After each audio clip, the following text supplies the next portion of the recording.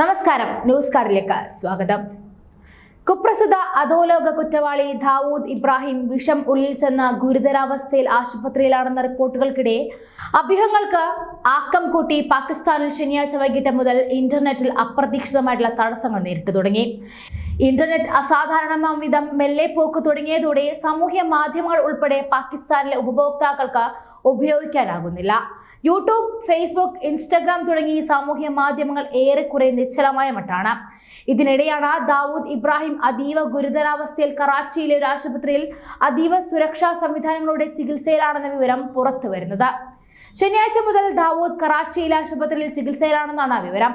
പാക് ഭരണകൂടം അതീവ രഹസ്യമായി സൂക്ഷിച്ചിരുന്ന ഈ കാര്യം ഇന്ന് രാവിലെ മുതലാണ് പുറത്തായത്. ശനിയാഴ്ച വൈകിട്ടും ഞായറാഴ്ച ഏറെക്കുറെ പൂർണ്ണമായും പാകിസ്ഥാനിൽ ഇന്റർനെറ്റ് നിശ്ചലമായതിന് ദാവൂദിന്റെ ആശുപത്രിവാസവുമായി എന്തെങ്കിലും ബന്ധമുണ്ടോ എന്നാണ് ഉയരുന്ന വലിയ ചോദ്യം. പ്രത്യേകിച്ചും ദാവൂദ് ഇബ്രാഹിം അന്തരിച്ചു എന്നുൾപ്പെടെയുള്ള വ്യാപകമായി സാമൂഹ്യ മാധ്യമങ്ങളിലൂടെ പ്രചരിക്കുന്ന സാഹചര്യത്തിലാണിത്. അതേസമയം പാകിസ്ഥാന്റെ മുൻ പ്രധാനമന്ത്രി ഇമ്രാൻഖാന്റെ പാർട്ടിയായ PTI പദ്ധതിയിട്ടിരുന്ന വെർച്വൽ യോഗത്തിന്റെ പശ്ചാത്തലത്തിലാണ് ഇന്റർനെറ്റ് തടസ്സമെന്നാണ് മറ്റുള്ളവരുടെ വാദം.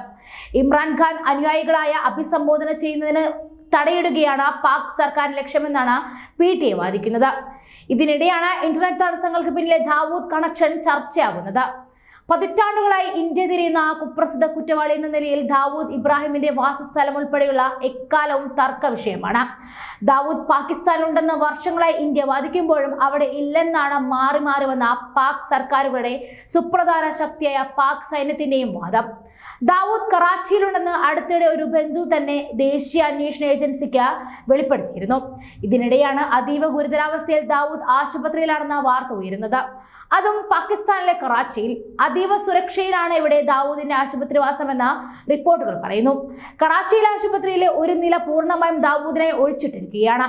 സുരക്ഷാ സാഹചര്യം പരിഗണിച്ചാണിത്. ദാവൂദിന്റെ കുടുംബാംഗങ്ങൾക്കും ആശുപത്രിയിലെ ഉന്നതർക്കും മാത്രമേ ഇവിടേക്ക് പ്രവേശനമുള്ളൂ എന്നാണ് വിവിധ കേന്ദ്രങ്ങൾ ഉദ്ധരിച്ച ഇന്ത്യൻ ദേശീയ മാധ്യമങ്ങൾ വരെ റിപ്പോർട്ട് ചെയ്യുന്നത്. 250-ലധികം പേരുടെ ജീവനെടുക്കുകയും 100 കണക്കിന് ആളുകൾക്ക് പരിക്കിന് കാരണമാവുകയും ചെയ്ത 1993-ലെ മുംബൈ ബോംബാക്രമണത്തോടെയാണ് ദാവൂദ് പൂർണ്ണമായും ഇന്ത്യ വിട്ടത്. ഇന്ത്യൻ ഏജൻസികൾ വ്യാപകമായ അന്വേഷണം നടത്തുന്നതിനിടെയാണ് ദാവൂദ് പാകിസ്ഥാനിലേക്ക് രക്ഷപ്പെട്ടതെന്നാണ് വിശ്വസനീയമായ വിവരം. പാക് ചാര സംഘടനയായ ISIS-യുടെ ഒത്താശയോടെയാണ് ദാവൂദ് ഈ ആക്രമണം നടത്തിയതെന്നും കരാർ പ്രകാരം ISIS തന്നെ ദാവൂദിന് പാകിസ്ഥാൻ ഒളിസങ്കേതം ഒരുക്കിയെന്നുമാണ് പ്രചാരണം. ഇന്ത്യയുടെ മോസ്റ്റ് വാണ്ടഡ് ക്രിമിനൽ ലിസ്റ്റിലുള്ള ഭീകരർ അജ്ഞാതരായ വിദേശ രാജ്യങ്ങൾ കൊല്ലപ്പെടുന്ന വാർത്തകളും ഇതിനോടൊപ്പം നമുക്ക് ചേർത്ത് വായിക്കേണ്ടി വരും. ജമ്മുവിലെ സുൻജാൻ കരസേന ക്യാമ്പിൽ 2018-ൽ നടന്ന ഭീകരാക്രമണത്തിന്റെ മുഖ്യ സൂത്രധാരൻ ഖാജ ഷാഹിദിനെ കഴുത്തറുത്ത് കൊല്ലപ്പെട്ട നിലയിൽ കണ്ടെത്തിയിരുന്നു. കുപ്രസിദ്ധ അധോലോക കുറ്റവാളി ദാവൂദ് ഇബ്രാഹിം വിഷം ഉള്ളിൽ ചെന്ന് ഗുരുതരാവസ്ഥയിൽ ആശുപത്രിയിലാണെന്ന റിപ്പോർട്ടുകൾ പ്രചരിച്ചതോടെ എക്സ് പോലുള്ള പ്ലാറ്റ്ഫോമുകളിൽ അജ്ഞാതർക്ക് നന്ദി പറയുകയാണ്.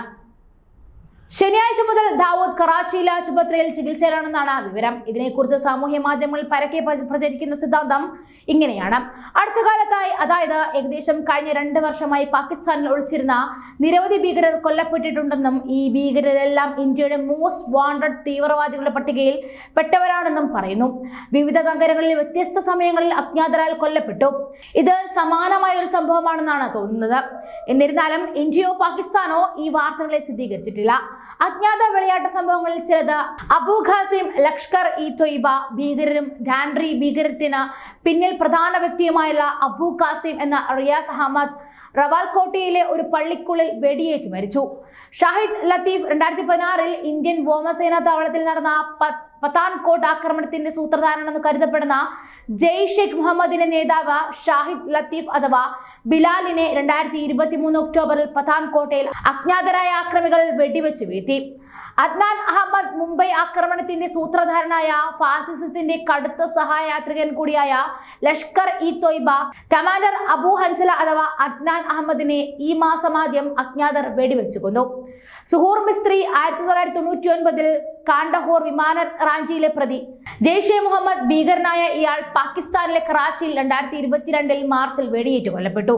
അങ്ങനെ പല വിധത്തിൽ പല രീതിയിൽ പലപ്പോഴും അജ്ഞാതരാൽ ഈ ഭീകരെല്ലാം കൊല്ലപ്പെട്ടിട്ടുണ്ട് എന്നതാണ് ഇപ്പോൾ തെളിഞ്ഞു വരുന്ന മറ്റൊരു സത്യം.